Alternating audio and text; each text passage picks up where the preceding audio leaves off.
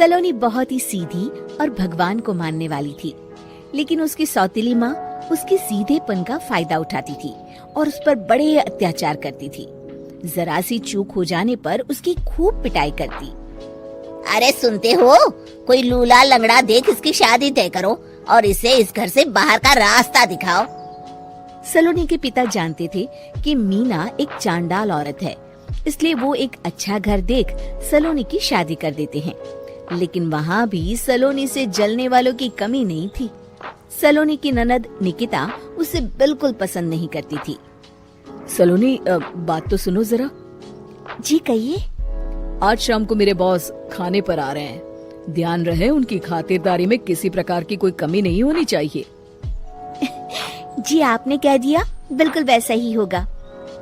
शाम को सलोनी जैसे ही गैस पर खाना चढ़ाकर वहाँ से जाती है अभी इसके खाने का स्वाद बढ़ाती हूँ। निकिता गैस की आंच तेज कर देती है। थोड़ी देर में देखते ही देखते सारा खाना जल जाता है और पूरे रसोई घर में चारों तरफ धुआं फैल जाता है। अब आएगा मजा।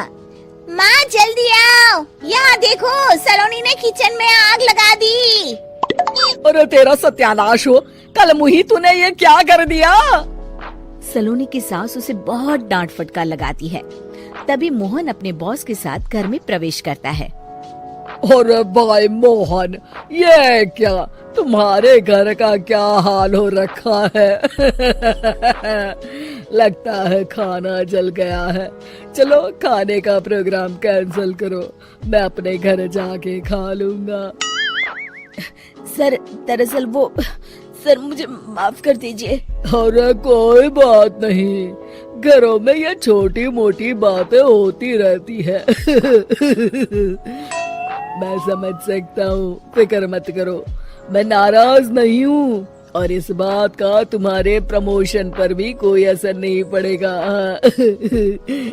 चलो अब चलता हूँ मैं।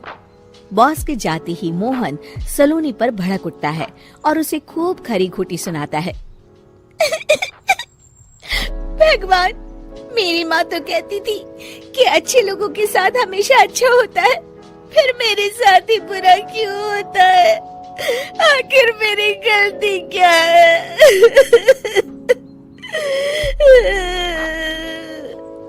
तभी आकाशवाणी होती है। बेटी, अब तुम्हें कोई दुख नहीं दे पाएगा।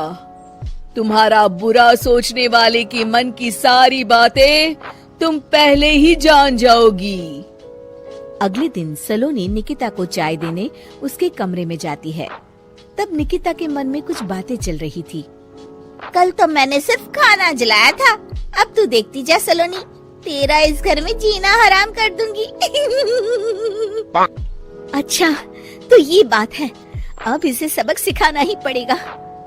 कुछ दिनों के बाद, सलोनी, मेरे कपड़े जल्दी से प्रेस कर दो, ऑफिस के लिए देर हो रही है।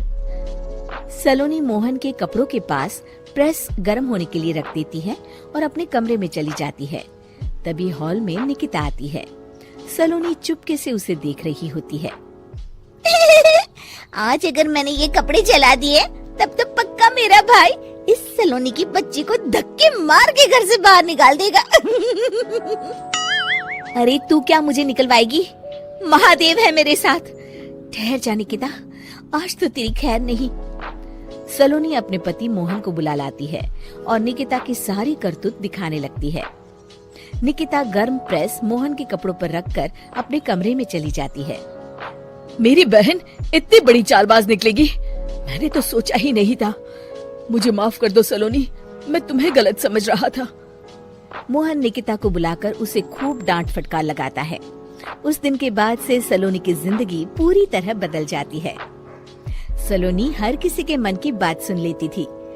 दूसरी तरफ निकिता का कोई भी दांव सलोनी पर नहीं चलता था और आखिरकार वो भी सलोनी के आगे घुटने टेक देती है। फिर एक दिन सलोनी की सास की सहेली ममता अपनी बहू कविता के साथ वहाँ आती है। कविता मन ही मन कहती है, अरे ये बुढ़िया पागल है जो मुझे यहाँ लेके आ गई। कहाँ मैं अपनी किटी पार्टी छोड़ के इसके साथ यहाँ मरने आ गई। पता नहीं कब तक इसे झेलना पड़ेगा। अरे ये जल्दी मरे और इसकी सारी जायदाद मेरे नाम हो जाए। सलोनी कविता की सारी बातें सुन लेती है। अरे कविता, तुम अपनी सास की जायदाद के लिए उन्हें झेल रही हो और उनके मरने का इंतजार कर रही हो। ये तो गलत बात है। सलोनी की बात सुनकर कविता बिना देर किए कहती है, अरे ये तुमने कैसे सुन लिया? ये सारी बातें तो मैं अपने मन से बोल रही थी। तुमने कैसे सुन लिया? बस फिर क्या था। ये सुनते ही कविता के बगल में बैठी उसकी सास उसकी चोटी पकड़ लेती है। क्यों रे कलमुही, तू मेरे बारे में ये सब सोचती है? मम्मी जी, मुझे माफ कर दीजिए। बड़ी आई मेरी जायदाद लेने वाली, मैं आज ही अपने वकील को बुलाकर सब कुछ छोटी बहू के नाम कर देती हूँ। चल घर चल, आज तेरी अच्छी खबर लेते हूँ। इस तरह सलोनी लोगों के मन की बातें सुन लेती थी, लेकिन धीरे धीरे सलोनी को एहसास होता है कि उसके आसपास के सारे लोग एक दिखावे की जिंदगी जीते हैं और सब एक दूसरे के बारे में बुरा ही सोचते हैं। हे भगवान, दुनिया में कैसे लोग हैं? सबके मन छल कपट से भरे हैं। मैं तो लोगों के मन की बातें सुन सुनकर तंग आ चुकी हूँ।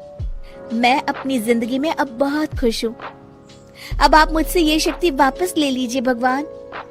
इस तरह भगवान सलोनी को दी हुई शक्ति वापस ले लेते हैं और सलोनी एक आम जिंदगी जीने लगती है।